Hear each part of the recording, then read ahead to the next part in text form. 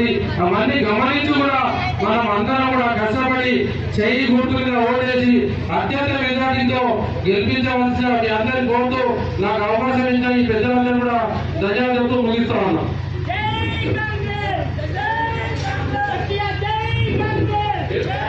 ఇప్పుడు వెంకటరెడ్డి గారిని మాట్లాడవలసిన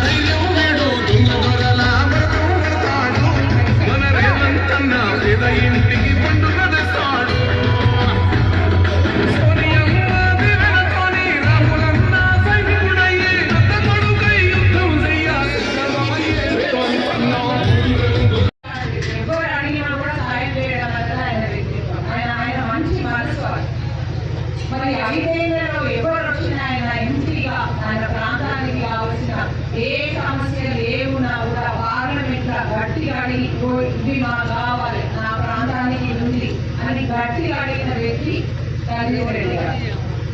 మరి ఇప్పుడు కూడా మనం ఇంకా కేవలం ప్రాంతాలను అభివృద్ధి ఇంకా మంచి చేయాలి, మన పిల్లలందరికీ మంచి ఉద్యోగాలు రావాలనంటే మనం గట్టిగా అన్ని తెచ్చుకోవాలి, నిధులన్నీ తెచ్చుకోవాలి, మన పిల్లల భవిష్యత్తుని మనం చేసుకోవాలి.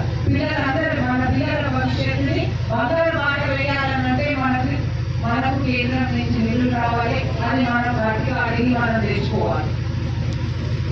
ప్రతిసారి అక్కడ వెళ్ళాలనంటే మంచి అడిగే వ్యక్తి గట్టిగా వాళ్ళని అడిగి మనకు కావాల్సిన తెచ్చుకునే వ్యక్తి కావాలి. అది రంజిత్ రెడ్డి గారు తప్పకుండా చేశారు. 5 ఏళ్లలో కూడా మనకు కావాల్సిన ఎన్ని ఆయన గట్టిగా అడిగి తెచ్చుకునే మన ప్రాంతాన్ని ఇప్పుడు కూడా మనం ఇంకా చాలా తెచ్చుకోవాలి. మీరు అందరూ మంచి మెజారిటీ రంజిత్ రెడ్డి గారికి గెలిపించండి. కాంగ్రెస్ ని చేసి ఓటేసి మంచి మెజారిటీలో గెలిపించాలి. మీ అందరి ఆశీస్సులు ఆయన పైన ఉండాలని కోరుకుంటూ అందరికీ మరోసారి ధన్యవాదాలు. ఇంత రాత్రి అమ్మ ఆడవాళ్ళందరూ ఇక్కడ వచ్చిన మీ అందరికీ, అమ్మ మహిళలందరికీ నాకు పేరు పేరున మీ అందరికీ ధన్యవాదాలు.